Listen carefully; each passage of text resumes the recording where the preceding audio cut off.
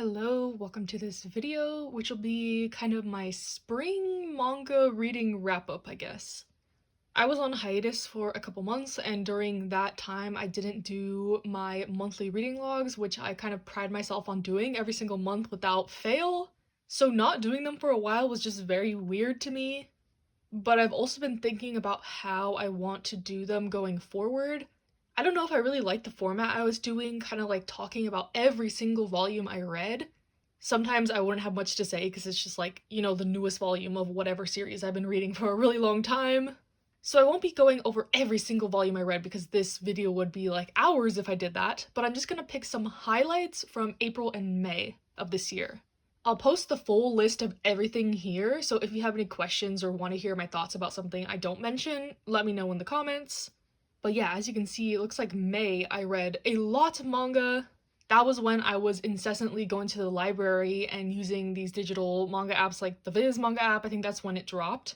So yeah, and then at the end of August or maybe like mid-September, I'll do like a summer reading wrap-up that covers June, July, and August, the highlights from those months as well. And I apologize for the lighting. We're currently on tropical storm watch in Southern California, so it's a little bit gloomy outside. And my thoughts might not be super details on these because I did read them months ago, which is why I used to do my reading wrap-ups the way I did. I do them like every weekend. I would film, give my fresh thoughts on what I read that week, but it was getting to be a bit like too overwhelming in that format. So I'm gonna try this out, see how it goes.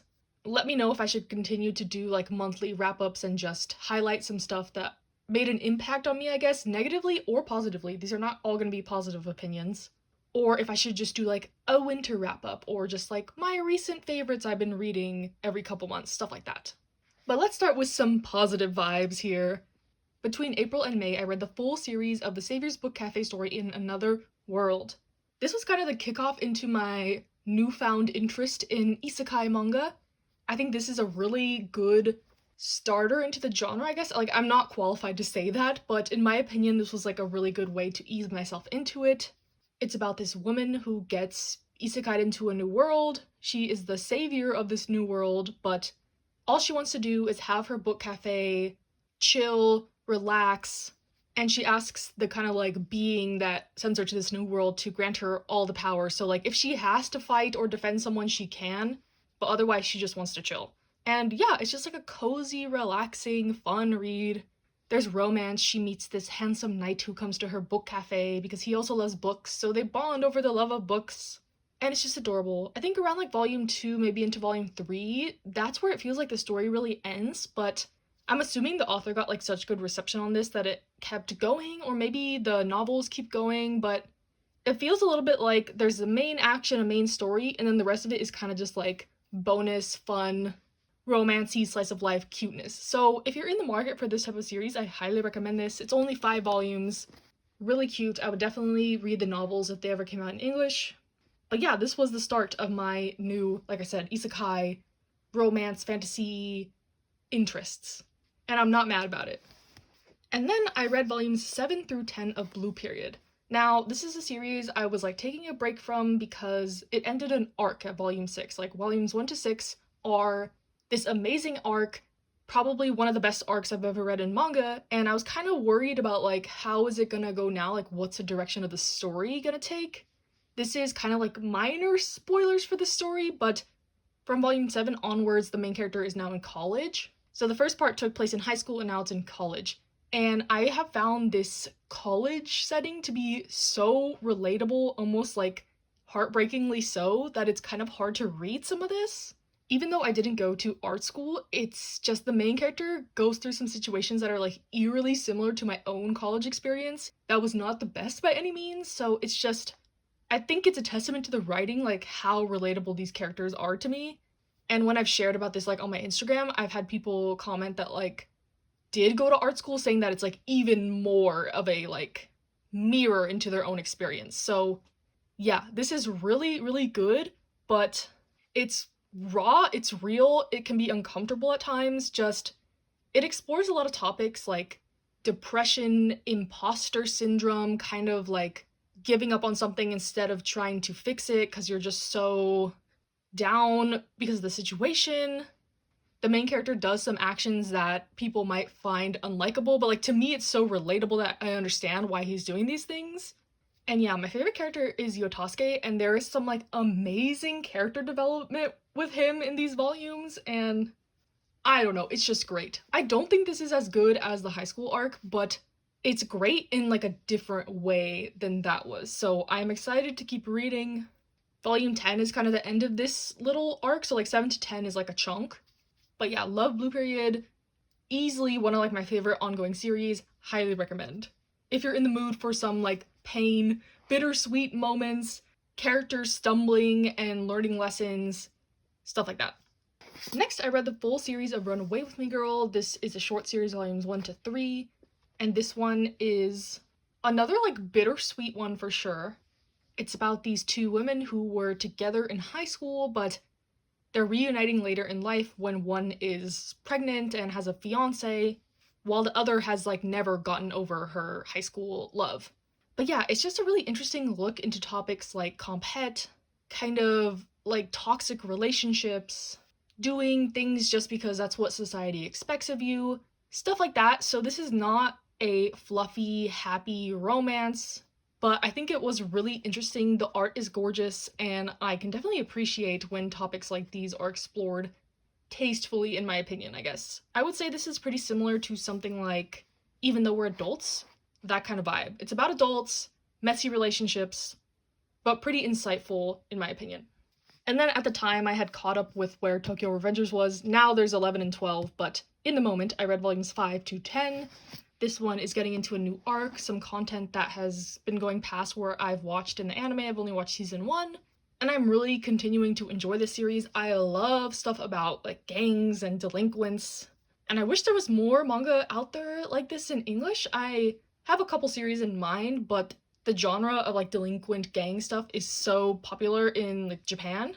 I think recently the series Windbreaker came out in English, so I'm definitely gonna check that out. But yeah, I just love this action, mystery, thriller, large cast of characters series. It's great. I kind of have a sense of like impending doom with it though, because I've heard so many people complain about like the last couple arcs. But for now, I'm having a really great time with it, and I'll continue to be reading and picking up this series for sure. And then I read some volumes of Blue Lock. I read volumes 4 through, I think 12, around 12, on the K manga app. This is the series that I used to test it out, so go check out my video on that if you're interested on like how to use the K manga app at all. But I was able to read a lot of volumes of Blue Lock on there. I had read up to, I think, volume 6 in the physicals, and I just needed more, so I had to continue some way. But yeah, Blue Lock is a series about soccer. All these guys are in this thing called the Blue Lock Project to form the best team possible for Japan. But this is just like a ridiculous action, super powered series. It's nothing like, you know, Haikyuu or Slam Dunk realistic series, I guess. But yeah, Blue Lock is just, like I said, ridiculous, fun, dare I say camp? It's a little bit camp, in my opinion, and I really like it. If you have never read like a sports manga, but are into like shonen action, fighting, power-up, stuff like that, I think you'll really like this one, and it would be a good way to like segue into sports manga if you're curious.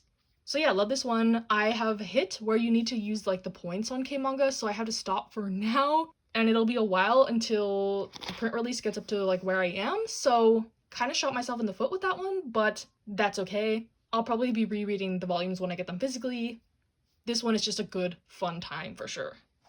And then something that is not as much of a good, fun time, I read the entirety of Banana Fish. So this was one of the series on like my main TBR for the year. I wanted to get to it, and I'm glad I did, but it wasn't like a super enjoyable read. If you've read this, you know.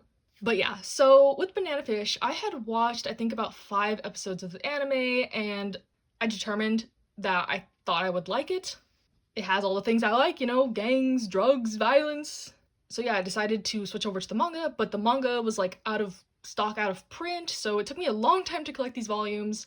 And during that period of time when I was like collecting the volumes, I got heavily spoiled for like the ending and a lot of stuff that happens in here. So that also kind of like discouraged me from reading this, but you know, I sat down and I was like, lots of people love this series, it's gonna be great, even though I know how it ends up. Hopefully that won't tarnish my reading experience too much, and I don't think it did. So yeah, this series was wild, is a good way to describe it, I think. It's about, I guess, this main character, AG. He comes to New York to do an article on this like infamous gang in New York run by this teenager. Super interesting story, and that teenager that's running the gang is Ash, the other like main character of the series. So yeah, AG comes to New York and kind of gets wrapped up in this dangerous lifestyle when all he came to do was take some pictures and write an article. But yeah, so AG gets involved in this life of crime, gangs, violence, sex, drugs, rock and roll, you know, that kind of stuff. And this series does not shy away from those topics. It is dark. Like, I will put the triggers, but like seriously heed those, because I wasn't like shocked at anything in here, but it was a lot. It's kind of taxing on your mental health if you're not prepared for it. So yeah, I overall really enjoyed it. Like I said, in a bittersweet way. It kind of had the same vibes as Mars, the shoujo manga for me, where it's like sad, but like in a beautiful way. Beautifully sad, I guess. That's a good way to describe this in my opinion. So yeah, I would recommend this. Just know what you're getting into when you go into this. Aside from like just like the normal topics, I also wanted to warn that there's like quite a bit of like homophobic, like racist kind of language used in this. I think it's to make like the setting seem more realistic, but I don't know, some of it kind of was a bit jarring to me. I don't know what kind of research the author did into kind of like trying to portray this time period. But yeah, and also the translation is a little bit rough in parts. Not for the characters that aren't fluent in English, there's just like a lot of like typos and clunky verbiage. So I wish Viz kind of did an updated translation when they did all these reprints for it. But aside from those cons, like I said, I would recommend this. It's heavy, it's dark, but it's a great series, and I'm glad I read it. And next I'll move on to some series that I read either from the library or digitally on the Shonen Jump app or K-Manga or the Viz app. And the first series I read from my library is Blue Exorcist. I read volumes 1 to 26, and I love the series. I am considering buying it for my own collection if it ever goes on like a rights to sale, but yeah, this one's about the main character. He's the son of Satan, and his powers kind of awaken, and he ends up having to go to this like special exorcist magic school. So yes, he is training to be an exorcist even though he is like a demon basically. And it's just your classic fighting monsters, fighting demons, powers, associations in the world, politics, stuff like that. But where this manga really shines, I think, are the characters. The main character, I love him so much. He is like my child now. He's one of those characters like Asian from Diamond No Ace, where he's just like overwhelmingly positive, even in the face of like all this adversity and all this BS that gets thrown at him. So you can't help but root for him and just want him to succeed, and yeah. There's also a lot of themes of family. The main character has a twin brother, and like as you go further into the series, there's just so many complicated feelings between them, and yeah, it's just really like another one that has a lot of bittersweet moments. I don't know why I like to put myself through that kind of thing, but I do. So yeah, the family aspects are top-notch, the action, the art, it's all great. The only thing I would say is there's like a little bit of fan service unnecessarily in my opinion, but I love it. I'm caught up like with the chapters on Shonen Jump also. They don't come out too often, but yeah, loving this series, highly recommend. And then we're gonna go over something a little bit, I guess, controversial that I read in May. This series had me in a chokehold. I was just like lost in the sauce of this series. And if you follow me on Instagram, you'll know, but in May, Boys Over Flowers overtook my life for some reason. So the reason I got into the series was because my library had like the first 15 volumes, and I know this series is extremely out of print, super hard to buy the physicals on your own, and I have seen people like struggling to try to collect it, and I figured like people want this series so bad, so it must be good, plus it's one of the classics, the classic shoujo manga, so I figured I'll just try it out, whatever, it's from the library, it's free. And I have also seen the Korean version, the Japanese version of the drama, so like I knew what I was getting into, but I had watched those so long ago that I think I kind of forgot like all the shenanigans that ensue in this. But yeah, so if you don't know the story of Boys Over Flowers, it's basically about this poor girl that goes to this rich school on scholarship, and there's this group of 4 boys called the F4 who are the most handsome, rich, popular dudes in the school, and kind of just her relationship with them. Clearly inspired series like Oron and The Wallflower, so it's that vibe. And yeah, the series is just ridiculous. I honestly don't think it's good, but I read all 37 volumes of it in the span of like a couple days. It's just so addicting. It's messy, it's problematic, it's poorly aged, but I just could not stop reading it. Even though, like I said, it was messy, toxic, it went around in circles, the characters are not likable. I'm surprised they're even friends. They treat each other so poorly. The main, like, romance, they treat each other so poorly. Yeah, I don't know. I think maybe it's because I grew up on, like, novellas and stuff, that I'm not, like, too fazed by this soap opera, extreme, messy drama. But yeah, I also think, like, the elements of the class distinction really appeal to me for some reason. I like reading stories about, like, wealthy people and their delusions, I guess. It's, like, even better when there's, like, a poor or middle class whatever character to kind of just expose how out of touch they are, and this is exactly that. Like Oron, it's similar to Oron. It's just ridiculous, but not good. Like, if you just want to read this kind of story, I would say go for it. It's on the Shonen Jump app. That's how I read it after I finished the ones from my library. So yeah, that's my Boys Over Flowers pitch. I don't know what to say. I was just in the trenches with this one for a good month. But it doesn't stop there. After Boys Over Flowers, I read Boys Over Flowers Season 2, which is another 15 volumes. But I am happy to report that Season 2 is a major, major upgrade to the original Boys Over Flowers series. So the author wrote this one like way later, and it's not a direct sequel to Boys Over Flowers. It is a new group of characters. There's 5 of them in this one, woo! But it's the same school, and like the F4 are like the alumni.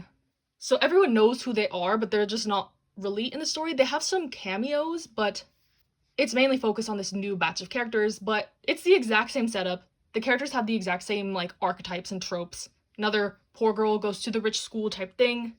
At first, they're bullying her, but then she slowly gets accepted into the group, falls in love with the main character. But where Season 2 is good, in my opinion, is it kind of eliminated all, like, the toxic, problematic, poorly aged stuff from the first series. So, in my opinion, it's kind of cool to see, like, maybe how the author has grown, or maybe her editors told her, like, this is not okay in this day and age, or whatever. But there's, like, a clear distinction between the two series, and I can, like, genuinely recommend Season 2 as a good shoujo manga. The characters are much more likable and fleshed out and more self-aware, especially the rich characters. It's just so much more refreshing that they're so self-aware. So yeah, Season 2 is an objectively good manga in my opinion. Season 1, you might like more if you're just here for the mess and the drama, but yeah. I feel like I've talked about this so many times, like on Instagram, but I don't know how many of you like follow me there, so that's why I wanted to do this video in general, to kind of catch y'all on YouTube up with what I've been doing. But yeah, let's move on, because it's, like, kind of embarrassing to admit that I, like, even read all this and think, like, some of it was genuinely good. But let me know if you've read Boys Over Flowers and the second season. Let me know what you think. Just let me know. I intended this to not be too long of a video, so maybe I'll cut out some of the series I was planning to talk about. But next, I read the first 2 volumes of She Loves to Cook and She Loves to Eat. This one was great. I also got this from my library. I'm considering buying my own copies though, just because of how much I liked it.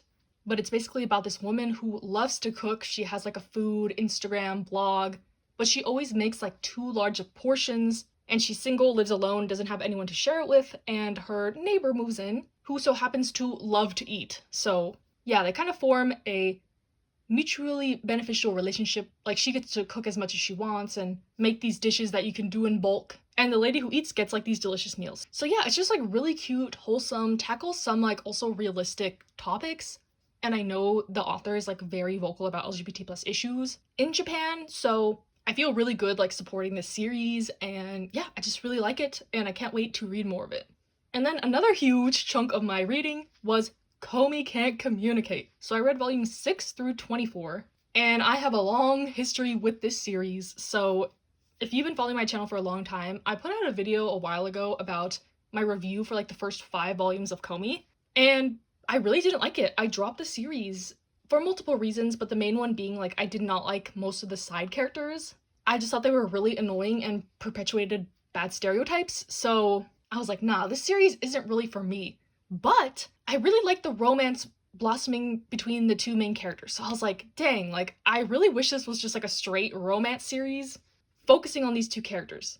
Maybe I can put aside all the BS with all the side characters and everything else and enjoy the series if I just focus on them. So I watched the anime, and like the more I watched the anime, like this romance was just so adorable, and I ended up really liking the anime. So I was like, if I can ever find a really cheap deal on the manga or something, I'll try it again. And lo and behold, the Viz app came to save the day, and my library had most of the volumes too, so I caught up with the chapters that were available on the Viz app, basically. Now there's more, like there was a gap at one time where all the chapters weren't translated, so that's where I had to stop, but that was volume 24.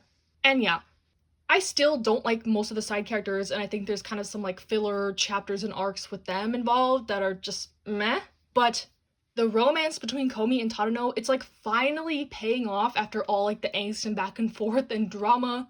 I won't like spoil anything specifically, but it's just such a great payoff, and I'm loving the like most recent content.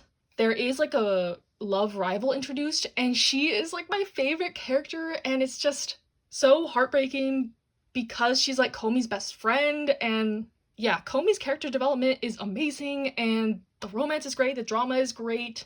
Yeah, this is like such a 180 from my opinions on Comey in the past. Like, it's wild. But I'm not sure if I'll buy the physical volumes of this one either, like, because it is so available now. I'm trying to be more picky with what I bring into my collection, especially when it's available through other accessible means. So yeah, I am pro Comey now, other than some characters on the side, whatever. But yeah, it's great. Love it. And I guess I'll kind of like speed run a couple other series that I wanted to mention. I read the full series of My Little Monster from the library. This one, I had a lot of nostalgia for the anime, and I had never read the manga, so I decided to try it out. And honestly, I ended up thinking it was just okay, which is kind of sad, but opinions change over time. Like, I was in high school or middle school when I watched the anime for the first time. Adult me just found it kind of boring. I didn't relate to the characters. I didn't really connect with any of them too much. I remember being like obsessed with Haru in the past, but in the manga, he was just kind of like bratty, and I didn't really like him. And it even felt like a chore at times to read. So yeah, I ended up giving it like a 7, like a 6.5 out of 10. Glad I read it from the library. Wouldn't really recommend TBH. And then I read this series, So Cute It Hurts, volumes 1 to 15, the full series from my library again. But it's also on the Viz app. And this one was kind of surprising. I ended up really liking it. The initial premise had me like side-eyeing it for sure. It's about these two twins that end up like cross-dressing as each other. There's like a girl and a boy twin. They go to different schools, and they end up switching places because I think the guy twin needed his sister to take a test for him because she's like obsessed with history. That's like her thing. So he wanted her to take this history test for him, but while they're like cross-dressed as each other, they both find love interests in the, other schools that they're in. So that's kind of like the main conflict. Like, how do we like keep up our appearances? Like, oh, I kind of want to keep going to your school dressed like this and stuff like that. It seems super silly, super like random, potentially problematic setup, but the series like devolves into like a really cute romance with lovable characters, and it's pretty mature, some dark topics in it. There's like some good disability representation even. One of the characters only has one eye, and another one of the main characters is deaf. And yeah, I just think it was like really seamless inclusion, and the series is kind of old. It just like felt like a very random series for me to read, but I'm glad I enjoyed it. It also follows them beyond high school, which is kind of rare to see, I guess, in manga. But yeah, I really ended up liking it. I would recommend it. If you're looking for something to read on like the Viz app, I would give it a go for sure. I also randomly read Death Note. My library had the all-in-one edition, and I actually read it using that. And it wasn't like a terrible experience. I didn't even crack the spine, so I don't know how they managed that with that, but I mean, it's Death Note. Like, I've seen the anime. It's a classic. Everyone knows Death Note. Pretty standard. It was an enjoyable read. Everyone knows the second half is not as strong as the first half, but yeah, it's Death Note. What more could I say? I'm glad I finally read it, though. I can say I read Death Note. My coworker was watching it on his lunch break, and I was like, Death Note. I haven't revisited that in a really long time, so yeah, I just decided to read the manga. Not much more to say about it. And then the last significant series I'll talk about here is I read the full series of Again, 1 through 12. This is also at my library. This segment's not going to be very interesting visually. I'm just going to put pictures up on the screen of the volumes, but if I was doing this weekly like I normally did, I would be able to have the volumes, but I returned those long time ago. I would be racked with overdue charges if I had kept those, but This one I was interested in. It's by like the creator of Yuri on Ice, the anime, and it's a sports manga of like a sport that I've never read something about, which is like a specific type of cheerleading in Japan. Basically, the story is this guy at his high school graduation, he falls down the stairs and he ends up kind of going back in time and being able to relive his whole high school career. The first time around, he was a total loner, didn't have any friends, didn't join any clubs, whatever. So this is kind of his chance to do it over. And at first he's like super reluctant, like he kind of doesn't even want to like make it better, but he ends up joining this like cheerleading club and trying to like change the fate of the club, I guess, because in like the normal timeline they disbanded, it was not good, whatever. But yeah, I think it started out pretty good, but then it just got really messy. Like he'd be like changing back and forth between time periods, and it got really unfocused. The ending was abrupt and unsatisfying. The characters are not very likable, especially the main character. And yeah, it just like quickly went off the rails, and I would not recommend it at all. The art is amazing though. I really love the art. And I'm kind of sad because I was hoping to like it because I love sports manga in general, but yeah, that is all I wanted to talk about in this video. Again, if you see anything else on the list that I read that you're curious about my opinions on, let me know. Sorry this ended up being pretty long, I think. And I'm surprised at myself how like well I remember these things. I didn't like take any notes or anything. But yeah, I'll be back hopefully soon with my summer reading wrap up. I didn't read as much in the summer. This was like kind of a lot. May was a mega reading month, but it was kind of like quantity over quality in some cases. Like I read a lot from, the library and these apps. Like a series I didn't mention, I read Stepping on Roses. Like it was so lame, but I read it, 9 volumes of it just because I could. So yeah, after that month, like in the summer, I definitely slowed down and picked some more, I guess intentionally picked some more reading. So yeah, look forward to that. Stay safe, stay happy, stay healthy, and I'll see you next time.